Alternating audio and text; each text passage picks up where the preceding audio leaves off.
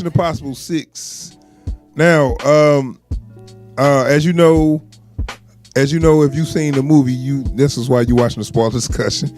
So, as you know, if you've seen the movie, they was trying. The MIF team was trying to get the plutonium from this terrorist cell called. I forgot what the terrorist cell called, but they had 3 plutonium balls or whatever, and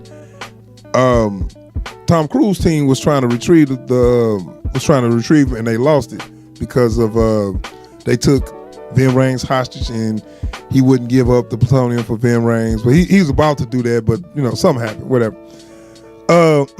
So I'm gonna talk about some scenes I really like, which I didn't want to talk about it and that I couldn't spoil it. So okay, the Halo jump was an amazing scene, and it was things in that scene that made me laugh, that made me say, okay, this guy's an asshole. So Henry Cavill character was American CIA agent, and he would actually act like a schoolyard jock or something that that just like, hey, so okay, they about to jump off this plane, it's a Halo jump, so they super high, so they gotta have this oxygen tank on. And so it's lightning. I mean, it's all lightning everywhere. And Tom Cruise, Ethan Hunt character say, hey, I don't think we can make this jump. He looked down the lightning and said, oh, you know what? I don't know if we can make this jump. And Henry Cavill just say, hey, you afraid of a little lightning? And jumped out the plane in the middle of a lightning storm. Like, for real, bro. And guess what? He got struck by lightning. That was a cool ass scene too. The sound quality, the way they did it, it was awesome. It put me so into that scene, the way they shot it, because you heard them, you heard the wind or whatever, and then when he got struck by lightning, you didn't hear nothing. It was just dead silence, and that was effective how they did that. And Tom Cruise character had to save Henry Cavill by connecting his oxygen to him, and pulling his parachute because he was knocked unconscious from when he got struck by lightning. And then when they finally made it down to the ground, he was like, hey, yeah, you must have lost your oxygen there. Mine cool. Like, dude, I gave you mine, but it's whatever. I thought that was a cool scene. It was funny. I just thought that was so juvenile that they kind of doing this jock versus jock thing, and it got to a point where y'all putting y'all life at risk. Y'all acting stupid now. So fast forward to this scene when they're in the bathroom, the fight. So I want to talk a little bit about this fight because you see in the trailer, it was a fight, and then you see when Henry Cavill take his jacket off and shake his arms like, I'm about to whoop this dude's ass. I was like, okay. I thought I was under the impression that Henry Cavill was a badass to whoop that dude's ass. Not so much. That dude, the dude they was fighting in the bathroom, I do not know his name. That dude was a bad motherfucker. That dude was a bad motherfucker. He whooped Ethan Hunt and his name was Walker. Ethan Hunt and Henry Cavill character Walker. He whooped their ass. He handed their ass to them, and then he beat the shit out of Ethan Hunt and stood there like with a pose, like, you want some more? Tom Cruise gave me this look like, nah, man, I don't want no more, dude. Like I'm looking like, damn, why he ain't got his own movie? That dude dope. So, yeah, the dude, it's the guy that they was supposed to take down was just in the bathroom washing his hands, and they tried to stick him with a needle, man. He beat the shit out both of them. Both of their ass. And I'm just tripping on how my dude gave a pose after he whooped their ass. He just stood, he had a nice little clean suit on, had a pose like clean, straighten his suit out like, you want some more? No, I don't want no more. Damn right you don't want no more. Now take you and your boyfriend, get the fuck out of here. I swear. He might as well said that shit. So, they had a resolution to that fight, but it wasn't because they beat him. They didn't beat him. He whooped their ass. So you know the movie gonna have a twist to it, right? So this is kind of how they played it. The twist was too obvious. Okay, the Henry Cavill character was trying to frame Ethan Hunt. They set it up as Walker was basically trying to pitch to his boss that Ethan Hunt was the mole they was looking for, which they done it in the first movie, I believe. But Henry Cavill was telling his boss, "Hey, this is the phone," and they kind of showed their hand too, because they did it on purpose, and I'm gonna get to that. But after they got done getting their ass whooped by the dude, they end up getting his phone. Now they showed clearly his phone was damaged. His phone was had a real bad cracks in the screen.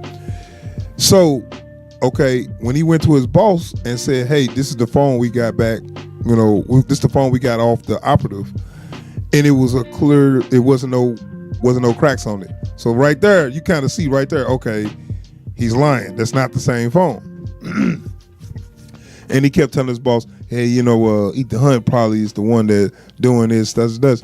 So I'm looking like, okay, so they making it clear that Henry Cavill is the actual mole, because he's trying to set up Ethan Hunt. He wasn't just, I'm not sure about Ethan Hunt. He was literally trying to frame Ethan Hunt. So he was like, okay, well, he's got to be the mole. You know what I'm saying? They making it too clear. So I'm looking like, when they do the reveal, ain't nobody gonna be surprised. So they better come with something else when they do the reveal. So of course he was the mole. Spoiler alert, this is a spoiler discussion. He was actually working with the villains, with the terrorist group, and the way they did it was kind of cool. So I was saying, if they just showed me that Henry Cavill is the actual villain, I'm gonna be disappointed, because you spelled it out. But they didn't quite do it just like that. So they did a switcheroo, and they kind of fooled the audience. So I'm gonna tell you how that happened. So they all was so they got Alec Baldwin into a meeting, and they all and he was about to pull the plug, like, "Look, y'all fucked up. I'm gonna have to shut this shit down." And what they did was they had to prove to Alec Baldwin that Henry Cavill was actually turned or whatever. So how they did, they pulled a switcheroo. Now I'm not sure how they did this, and if anybody saw when they did the switch, please comment and let me know, because I didn't see it. So they did, they do the mask. So the thing was, the terrorist group wanted to the villain from the last part 5, I forgot his name. The terrorist group wanted him. So what they did was they said they were gonna put Benji, the Simon Pegg character, dress up as the terrorist or whatever. As the terrorist leader, and was gonna do the switch and with him. So the movie pulled a switcheroo on us. They switched Benji with the actual with the villain, and Henry Cavill character did not see that. I didn't see it either.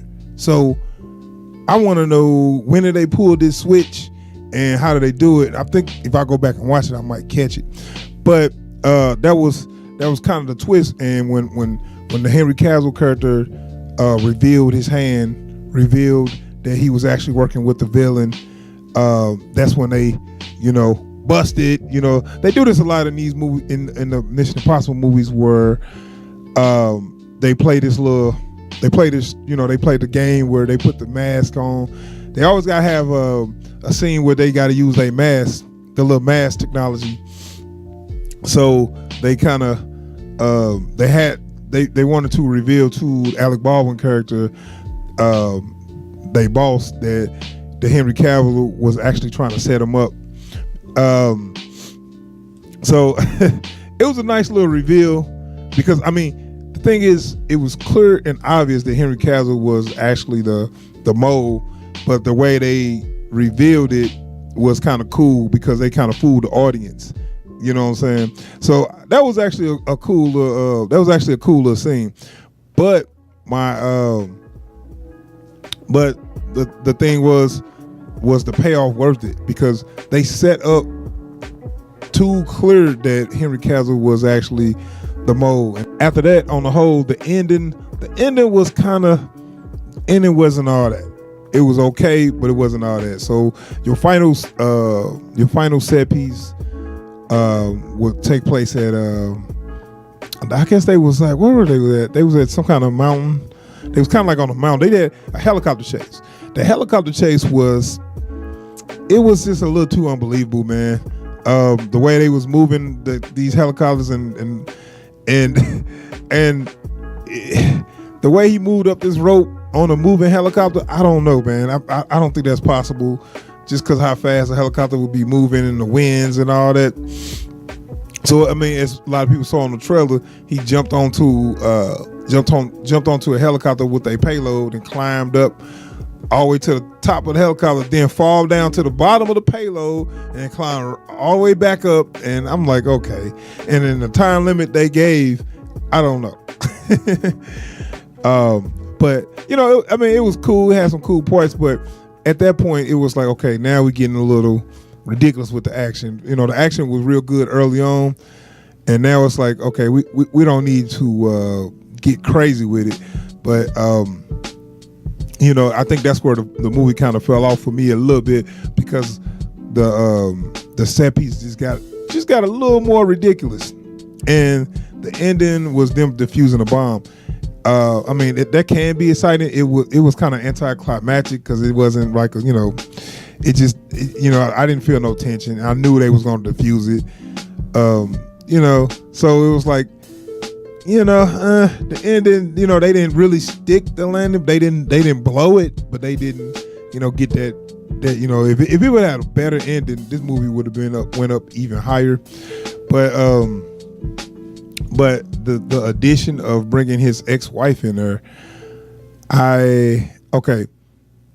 so they get to this camp where the bomb is being stored, and his ex-wife is there. I'm guessing they did that because the villain want to get at Ethan by killing his wife. Now, I was under the impression she died. I'm a little hazy. I'm gonna have to go back and watch the other parts, but I thought she died in 3. But in this movie, it was like, if you don't back off, I'm gonna kill her. I'm looking like, her who? And this was his ex-wife, and apparently she didn't die. They just decided to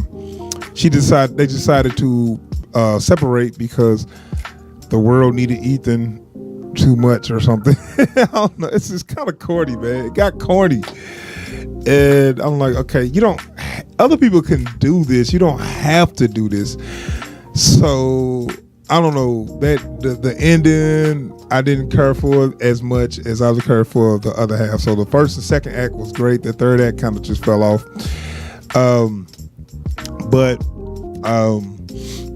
But yeah, and then they defused the bombs with 1 second left. Like, okay, I mean, that's cliche. It could have been exciting, but we knew it was going to be diffused, so it's just like the ending was just whatever. And then the wife, his ex-wife, had like this little speech like, you always there for me and the world needs you, and thank you for saving us. It was a little corny. And so I was like, okay, all right, well, it's cool, but you kind of took it down with that. But on the whole, the rest of it made up for it, though. The rest of it made up for that ending. But yeah, that's the only thing I didn't care for. And but on the whole, the movie was great. The movie was great. So I'm gonna wrap up this spoiler discussion and then move on to some other stuff. So thanks for checking out the video. All right, peace.